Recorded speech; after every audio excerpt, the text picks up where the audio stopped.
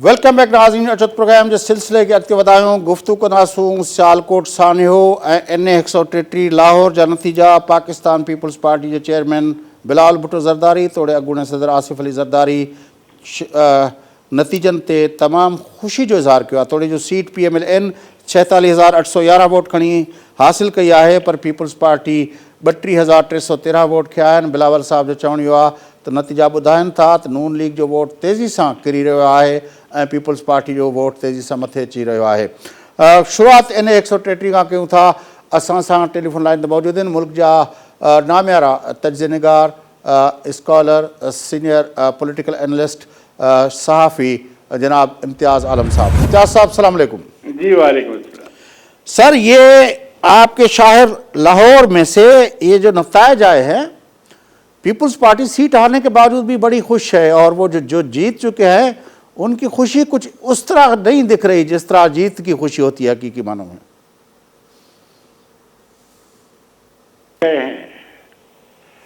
पिछली बार इसी हलके में यही उम्मीदवार जो चौधरी असलम गिल हैं, ये बड़े पीपल्स पार्टी के पुराने जाले और बड़ी हार्ड वर्किंग पॉलिटिकल एक्टिविस्ट हैं, इन्हें 5,500 वोट मिले। अब को 6 गुना ज्यादा वोट मिल गए, 32,000 से भी ज्यादा। और हालांकि जो वोट टर्नआउट था वो 18% रहा है।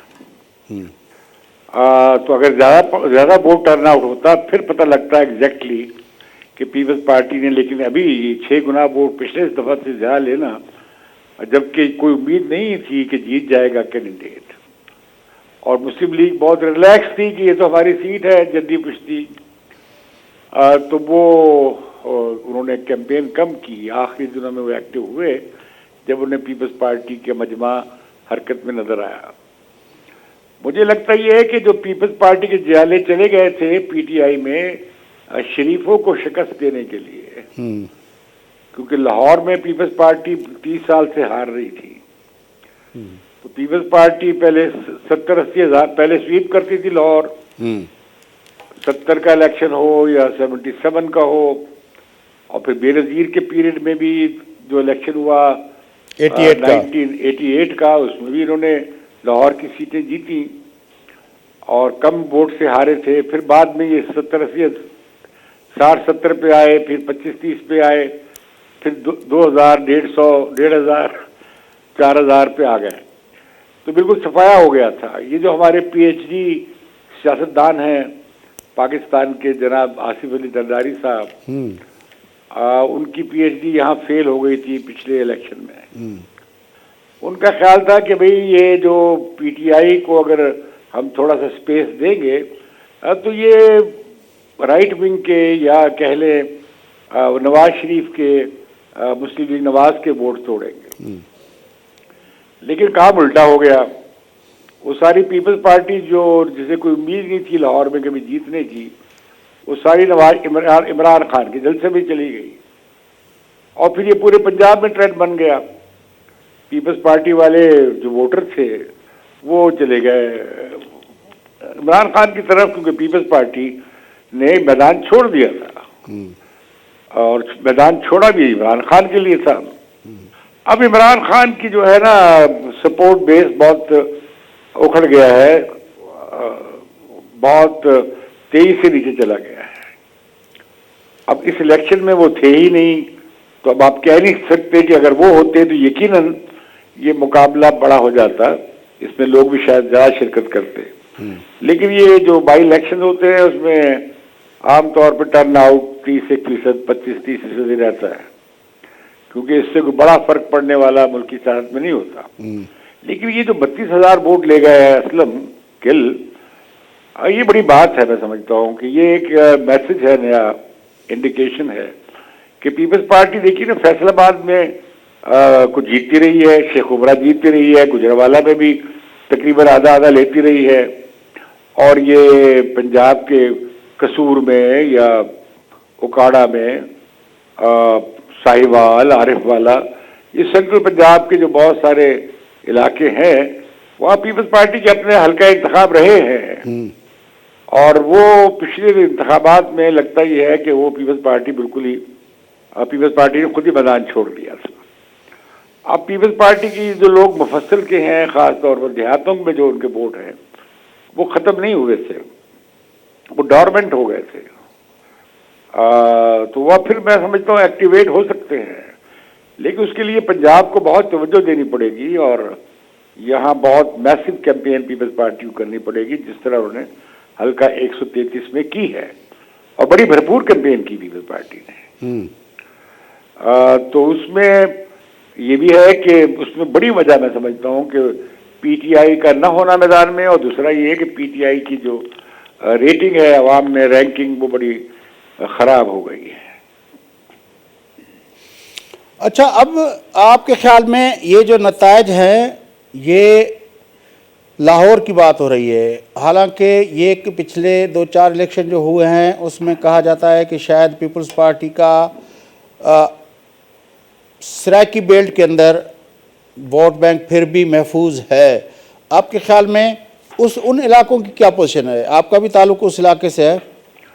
मेरा ख्याल है कि पीपल्स पार्टी के पास काफी वहां पे उम्मीदवार हैं या उम्मीदवार आ सकते हैं, और पीपल्स पार्टी का जो किसानों में या शहरी गरीबों में जो वोट था, वो कुछ मजहबी जमातों के पास गए हैं लोग। जैसे आप देखते हैं जो फैक्ट्री के वाक़े में आम मजदूर थे, जो सियालकोट में जो हादसा पेश आया है खौफनाक, तो काफी मजहबी जमातों की तरफ भी चले गए हैं गरीब लोग या वर्किंग क्लास के लोग।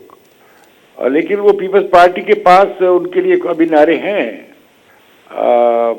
अब तो सारी पार्टियां गरीबों के नारे लगाती हैं, लेकिन पीपल्स पार्टी की पुरानी एक शनाख्त है बनी हुई।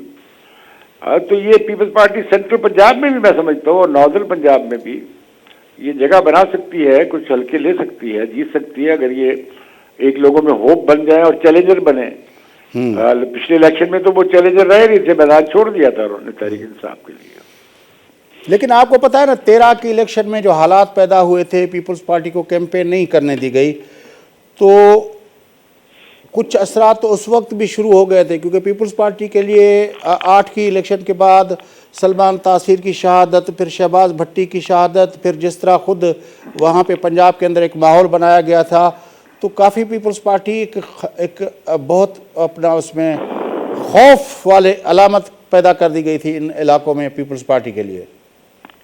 हाँ थी, लेकिन इतनी नहीं थी। दूसरी बात एक और भी है कि लाहौर एक कंजर्वेटिव सिटी हो गया है। अब आप देखें ना कितनी ये जो लश्कर क्या है तहरीक लब्बैक का जो स्ट्रेंथ बनी है लाहौर में या जीटी रोड पे, ये मजहबी जमातों की इतनी स्ट्रेंथ नहीं होती थी सेंट्रल पंजाब। होती थी लेकिन थोड़ी, चंद 100 लोग, चंद हजार लोग, 2-4 हजार लोग, उससे ज्यादा नहीं थे, लेकिन अब फैल गए हैं।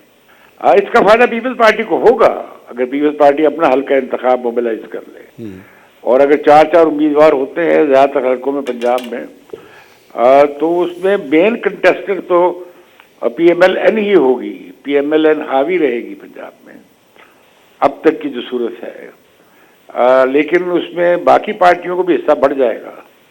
तो पीपल्स पार्टी पंजाब की कोई 20% 30% सीट्स का टारगेट बना सकती है, और अगर पूरी मेहनत करे और स्ट्रेटजी सीख बनाए और अपने पुराने एजेंडे पे वापस आए, तो पीपल्स पार्टी अपनी स्पेस कुछ बहाल कर सकती है। आपने किसी दौर में आर्टिकल लिखा था, आपकी मुलाकात हुई थी पीपल्स पार्टी के नौजवान चेयरमैन बिलावल भुट्टो जरदारी साहब से, और आपने कहा था कि वो सोशल डेमोक्रेट हैं। जो आपकी मुलाकात से आपने उससे जो तफसीली मुलाकात हुई थी, आपके ख्याल में वो जो एजेंडा उसके जहन में है, वो एजेंडा अगर वो लेके आते हैं, जो किसी हद तक वो बातें भी करते रहते हैं, तो आपके ख्याल में ये जो स्पेस जिसकी आप बात कर रहे हैं, सराकी इलाकों से लेकर सेंट्रल पंजाब से लेकर आगे तक, वो उस एजेंडा के लिए पंजाब तैयार है, या आपके ख्याल में ये फंडामेंटल फोर्सेस ने वो कैप्चर कर लिया है वो स्पेस? देखिए, सोशल डेमोक्रेट एजेंडे की पार्टी कोई भी नहीं है। बिलावल की एस्पिरेशंस हैं, कभी कभी उसका इजहार होता है, लेकिन पीपल्स पार्टी बहुत फंस गई है अपने सिंधी फ्यूडल्स में, और सराइकी बेल्ट में भी वो चंद जागीरदारों को लेके बैठ गई है, 2-4 पीरों को। वो पीपल्स पार्टी नहीं है। अगर वो उन पे ही रहेगी तो पीपल्स पार्टी पंजाब में 2-4 हल्के ले लेगी बस। एक मैस अपील नहीं बन सकती। ये गिलानी और ये फलां और ये भूंग के जागीरदार सादिकाबाद के इन 2-4 खानदानों से काम नहीं चल सकता। तो अभी भी ये भागेंगे उन्हीं लोगों के पीछे। तो सोशल डेमोक्रेटिक पार्टी के लिए जरूरी है कि भाई वो मेहनत कशों को, मजलूम आवाम को, किसानों को, मजदूरों को, मिडिल क्लासेस को मोबिलाइज करे और वो अपना एजेंडा दे। लेकिन तो जिस तरह आपने कहा ना कि पीपल्स पार्टी के इकोनॉमिक एजेंडे में बाकी पार्टी में फर्क क्या है सिवाय अब बेनजीर इनकम सपोर्ट प्रोग्राम के, जो सारी जो मुस्लिम लीग ने भी अडॉप्ट कर लिया और पीटीआई ने भी अडॉप्ट कर लिया। तो पीपल्स पार्टी के पास गुंजाइश थी और है, जो पीपल्स पार्टी ने अपनी इक़्तिदार की सियासत में ये बड़े बड़े जागीरदारों और वडेरों को की खातिर उसने वो लूज कर दी। और इनका ये बना कि बस अब तो इलेक्शन पैसे से होता है और मालदार लोग इलेक्शन में हिस्सा लेते हैं और बड़े बड़े जागीरदारों को शामिल करो, हल्कों जिनके पास हल्कों के वे अपनी बेसिस हैं कॉन्स्टिट्यूंसी वाले लोग। तो वो तो पीपल्स पार्टी की वजह उस अप्रोच की वजह से पीपल्स पार्टी सिंध में भी पिट जाएगी।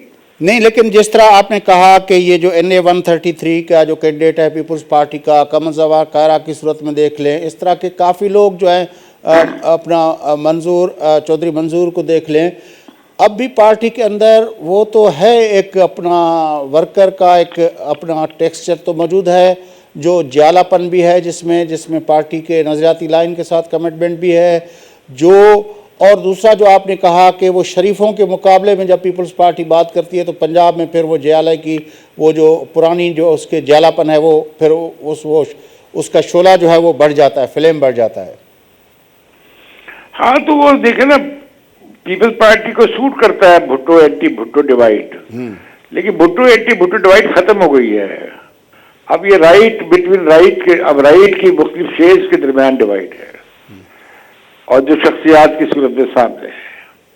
बिलावल के लिए बड़ा चांस था कि वो नौजवान नस्ल को अपील करता, नौजवान था, उसके काफ़ी रोशन ख्याली भी थी, उसकी बातों में नौजवानों के लिए अपील बन सकती थी। लेकिन वो न जाने को किस तरह की सियासत में वो फंस गया। और अगर वो पंजाब में मैसिव कैंपेन करे तो मैं समझता हूँ कि वो मोबिलाइज कर सकते हैं ये नई नस्ल जो है भुट्टोस की।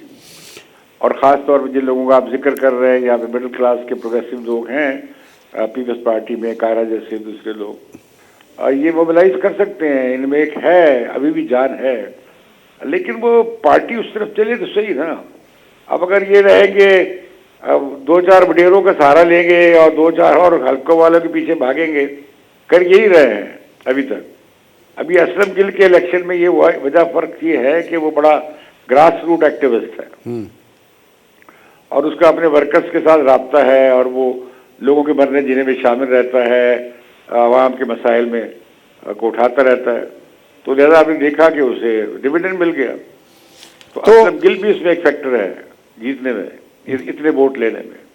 बड़ी मेहरबानी इम्तियाज़ आलम साहब, अपने हमें ज्वाइन के नाज़रीन पंजाब जे NA 133 जे हवाले सां जो असां लाहौर मां तव्हां सां जेके तजदीदगार सां गुफ्तगू कई उन्हनि सां गॾोगॾु जेको आहे सियालकोट जे साने जे हवाले सां बि गुफ्तगू थी। प्रोग्राम जो वक़्तु पूरो थिए थो। पंहिंजे मेज़बान फयाज़ नश की इजाज़त सदाईं गॾु।